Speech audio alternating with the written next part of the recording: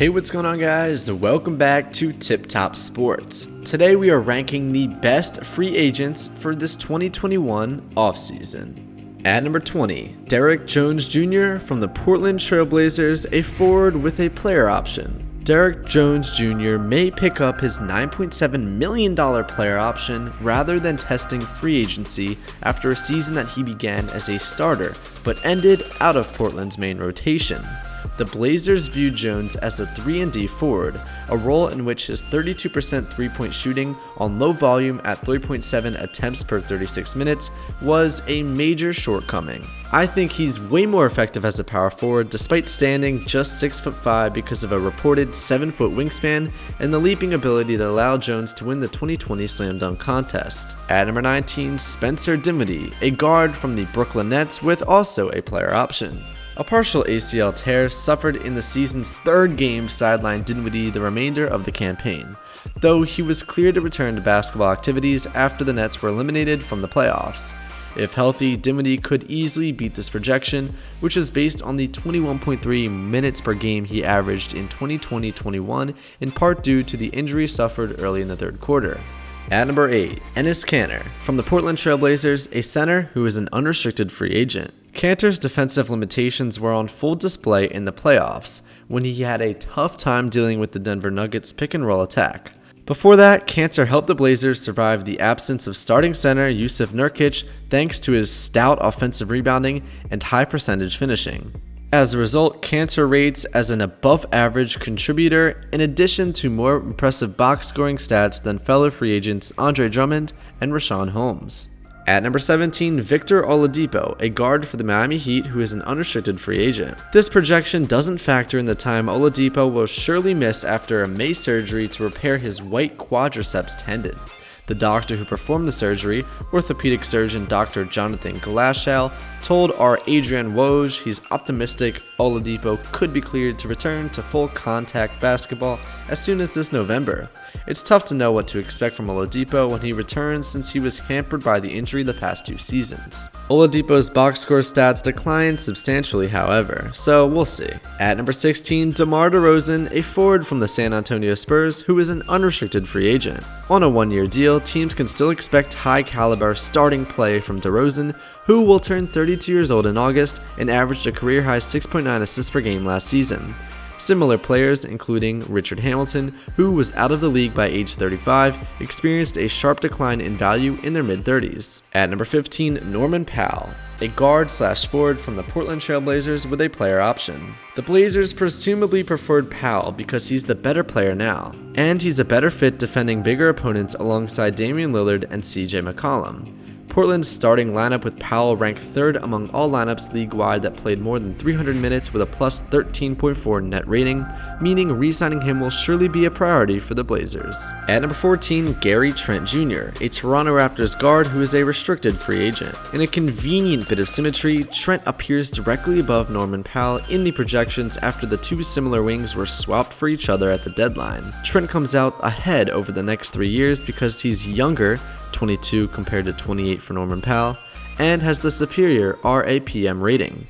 Although Trent could be a target for teams with cap space, a return to the Raptors seems likely. At number 13, Jarrett Allen, a restricted free agent and a center for the Cleveland Cavaliers. After sending Allen to Cleveland as part of the James Harden trade, the Brooklyn Nets never found another center who could match his combination of high percentage finishing and rim protection. Playing without all-stars to set him up, Allen was less efficient as a member of the Cavs, but still shot 61% from the field and outplayed incumbent starter Andre Drummond. At number 12, Danny Green, an unrestricted free agent and a guard forward for the Philadelphia 76ers. Danny Green has played for 4 teams during the past 4 seasons, 2 of which won championships, the Raptors and the Lakers, and a third that was the number 1 seed in its conference, the Sixers. Clearly, his 3-and-D skill set fits well alongside star teammates. At 34, Green could be headed for a smaller role by the end of his next contract, but is likely to remain useful.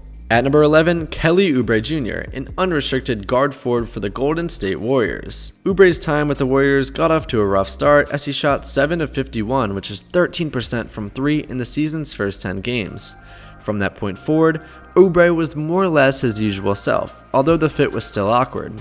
Golden State went 12-5 in games Oubre missed and now gets back Klay Thompson at shooting guard, making it unclear whether the Warriors would want to pay heavily in luxury tax to bring him back. At number 10, Evan Fournier, an unrestricted guard for the Boston Celtics. After averaging a career-high 19.7 points per game with the Orlando Magic before last season's trade deadline, Fournier never quite seemed comfortable in Boston, a process that was slowed when he missed 2+ weeks in the NBA's health and safety protocols shortly after arriving.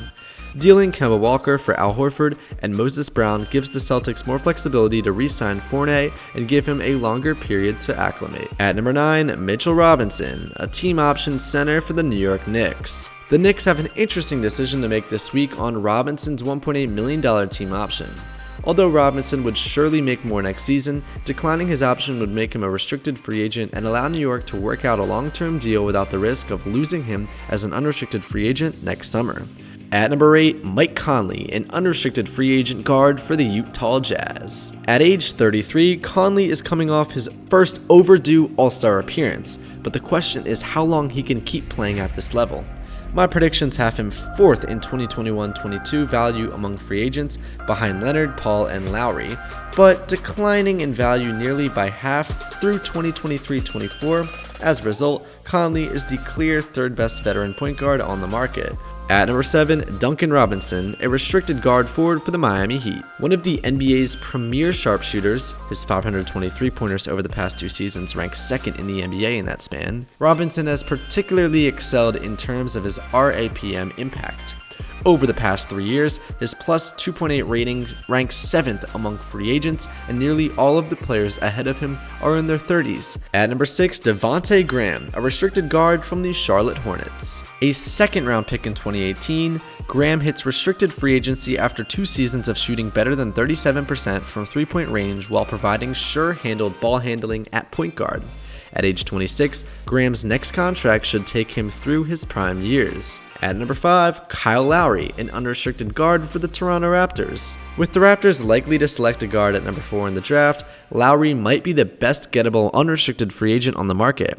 At age 35, he remains an efficient scorer and quality playmaker. A 3-year deal carries some risk of Lowry aging out of a starting role on the back end, but would certainly be worth it for a team with immediate championship aspirations. At number 4, John Collins, a restricted forward from the Atlanta Hawks. Although Collins has a pretty good projection for this upcoming season, he slots in a little bit behind at number 4 because players similar to him did not continue to increase their value in future campaigns. Based on their run to the conference finals, the Hawks should just be fine if Collins continues to play at that same level. At number 3, Lonzo Ball, a restricted guard from the New Orleans Pelicans. After developing his 3-point game during his 2 years in New Orleans, Ball shoots to the top of the group of free agents who have a more realistic chance of changing teams. At 23, Ball will be an interesting option for teams that want a point guard coming into his prime rather than the more accomplished veterans on the market, particularly if the Pelicans signal they may not match an offer sheet.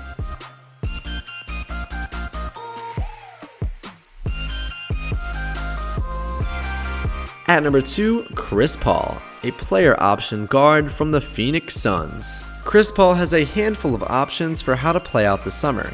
He could pick up his $44.2 million option and negotiate an extension with the Suns starting in 2022-23, or decline the option and sign a longer deal with more total guaranteed money but a smaller 2021-22 salary. Either way, this looks like the last big payday for Paul, who at age 36 is coming off a run to the NBA Finals during his first year in Phoenix. And finally at number 1, Kawhi Leonard, a player option forward from the LA Clippers. Multiple extensions signed in the past year have left Leonard as the lone superstar potentially part of this year's free agent market. He could still join them by exercising his $36 million player option and signing an extension off of that, which would maximize the number of years of guaranteed salary he could get this summer. However, Leonard could maximize his salary for 2021-22 up to a projected $39.3 million by hitting free agency even if he intends to re-sign with the Clippers.